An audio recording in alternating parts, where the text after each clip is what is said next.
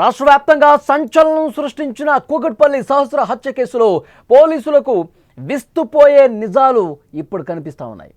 మనందరికీ తెలిసిందే, కేవలం ఒక బ్యాట్ దొంగతనం కోసం వెళ్ళి 10 ఏళ్ల చిన్నారిని అత్యంత దారుణంగా పొడిచి చంపేశాడు ఆ బాలుడు. హత్య చేసిన గంటలోనే తాను పెంచుకున్న కుందేలు కోసం భారీగా డబ్బులు ఖర్చు పెట్టినట్టుగా తెలుస్తోంది. విచారణలో ఒప్పుకున్నాడు ఆ బాలుడు. ఒక బ్యాట్ దొంగతనం చేయబోయి పట్టుబట్టంతో తాను చిన్నప్పటి నుంచి తెలిసిన బాలికను కత్తితో అత్యంత దారుణంగా క్రూరంగా పొడిచి చంపేశాడు.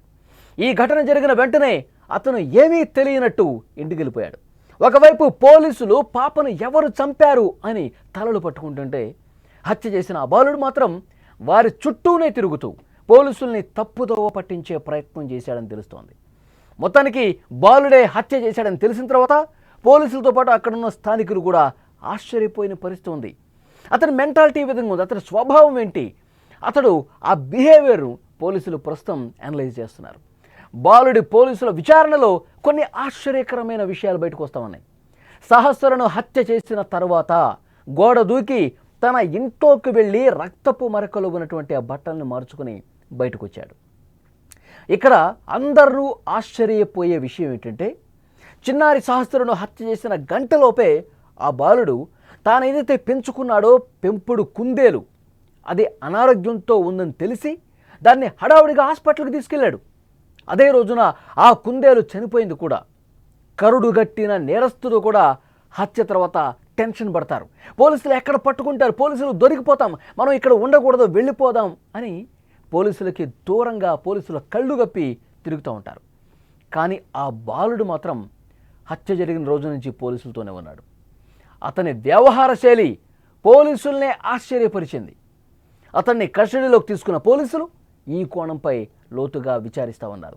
పోలీసులు వెనకాలే తిరుగుతూ పోలీసులకి అబద్ధాలు చెప్తూ, ఈ హత్య జరిగినప్పుడు సహస్ర డాడీ డాడీ డాడీ అని చెప్పి అరిచించారు. నా చెవులతో నేనున్నాను, నేను అప్పుడు ఇంట్లోనే ఉన్నాను, నాకు అరుపులు వినిపించాయి అని పోలీసుల్ని తప్పుదోవ పట్టించాడు. మిగతా ఎవరైనా సరే పోలీసులకు దూరంగా పారిపోతారు, కానీ వీడు పారిపోలా.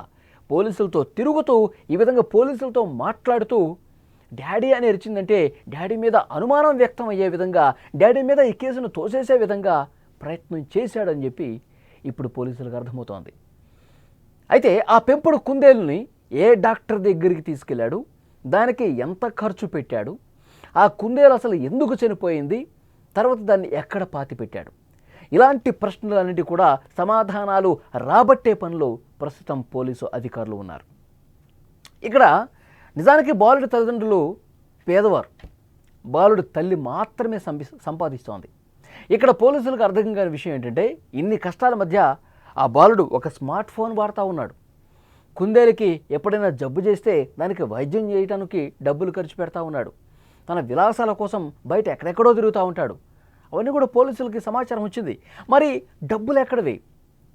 తండ్రేమో ఒక దుకాణం పెట్టి, ఒక కిరాణా షాప్ పెట్టి పూర్తిగా దివాళా తీసిన పరిస్థితి, నష్టం వచ్చిందని చెప్పి దాన్ని క్లోజ్ చేసేసాడు. తాగుబోతుగా తయారయ్యాడు, ఏ పని చేయడు, తల్లి మాత్రమే సంపాదిస్తుంది, ఉదయం వెళ్తే సాయంత్రం వస్తుంది. మరి వీడికి స్మార్ట్ ఫోన్ ఎక్కడి నుంచి వచ్చింది, డబ్బులు ఎక్కడి నుంచి వస్తున్నాయంటే ఈ విధంగా దొంగతనాలు చేసి డబ్బు ఏమన్నా కూడబెడతా ఉన్నాడా? అలా చేస్తే కనుక ఎన్నేళ్లలో దొంగతనం చేశాడు, ఎక్కడి నుంచి డబ్బు సంపాదించాడు, ఎక్కడెక్కడ ఏ విషయాల గురించి ఖర్చు పెట్టాడు, వీటన్నింటికి సంబంధించి పోలీసులు ప్రస్తుతం ఆరా తీస్తూ ఉన్నారు, పూర్తి సమాచారం రాబడతా ఉన్నారు. మరోవైపు అతడు స్కూల్లో స్నేహితుల మధ్య బాడీ షేమింగ్కి కూడా గురయ్యాడని తెలుస్తోంది. అతని మనసులో ఇది బాగా నాటుకుపోయిందని తెలుస్తోంది. ఎప్పుడు ఒంటరిగా కూర్చుంటాడు, యూట్యూబ్లో క్రైమ్ స్టోరీస్ చూస్తూ ఉంటాడు, వెబ్ సిరీస్లు చూస్తూ ఉంటాడు, అన్ని క్రైమ్ ఎపిసోడ్లే, సిఐడి క్రైమ్ స్టోరీసు, ఇంకా యూట్యూబ్లో దొంగతనాలు ఏ విధంగా చేయాలి, యూట్యూబ్లో క్రైమ్ ఏ విధంగా చేయాలి, చేసేటప్పుడు ఏవైనా ఆటంకాలు వస్తే అప్పుడు ఎలా రియాక్ట్ అవ్వాలి, పోలీసులకు చిక్కకుండా ఏ విధంగా తప్పించుకోవాలి, ఇవన్నీ కూడా క్రైమ్ స్టోరీస్ నుంచి నేర్చుకున్నాడు. ఆయన ఫోన్ హిస్టరీ చూస్తే, యూట్యూబ్లో అతను చూస్తున్న వీడియోల హిస్టరీ చూస్తే ఇవన్నీ బయటపడ్డట్టుగా తెలుస్తోంది. ఇలాంటి పరిస్థితుల్లో అతడికి స్మార్ట్ ఫోన్కి డబ్బులు ఏ విధంగా సమకూరాయి, తర్వాత ఏమేం చేశాడు, గత కొన్ని నెలలుగా అతని ట్రాక్ రికార్డ్ ఏ విధంగా ఉంది, అతని మానసిక పరిస్థితి ఏంటి, ఇవన్నీ కూడా పోలీసులు సమాచారం సేకరిస్తూ ఉన్నారు. కోర్టు అనుమతి తీసుకుని మరింత ఇన్ఫర్మేషన్ రాబట్టే పనిలో ప్రస్తుతం పోలీసులు ఉన్నారు. ఈ కేసు త్వరగా ఒక కొలికి తీసుకురావడానికి అతని మానసిక స్థాయిని కూడా విశ్లేషించి కోర్టుకు చెప్పాలి. ఇతడు వ్యవహారశైలి ఇది, ఇతడి పరిస్థితి ఇది, గత కొన్ని రోజులకు ఇతడు చేసినటువంటి వ్యవహారం ఇది, మానసికంగా ఇతడు ఈ పరిస్థితికి రావడానికి కారణాలు ఇవి అని చెప్పి పోలీసులు ఆ సమాచారం మొత్తం కోర్టుకు చెప్పాల్సినటువంటి పరిస్థితి ఉంది. కాబట్టి అన్ని కోణాల్లో దర్యాప్తు చేస్తూ ఉన్నారు. ఇంకా సహస్ర తల్లిదండ్రులు ఆ బాధ నుంచి బయటికి రాల. ఎందుకంటే వారి కుమార్తె, అల్లారు ముద్దుగా పెంచుకున్నటువంటి కుమార్తె ఒక్కసారిగా బెడ్ మీద రక్తపు మడుగులో విగత జీవిగా పడి ఉండటం, ఆ సమయం నుంచి అప్పటి నుంచి కూడా వాళ్ళు ఇంకా అదే బాధలో ఉన్నారు, ఆవేదనలో ఉన్నారు.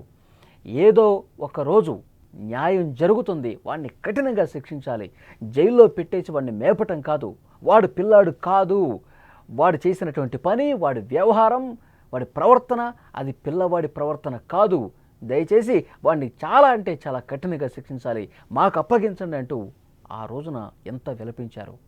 మొత్తం రాష్ట్రం చూసింది. చాలా బాధ కలిగించేటువంటి అంశం ఇది. సో డెఫినెట్గా పోలీసులు వాళ్ళ దర్యాప్తు వాళ్ళు చేస్తూ ఉన్నారు. చట్టం ప్రకారం చట్టం తన పని తను చేసుకుపోతుంది.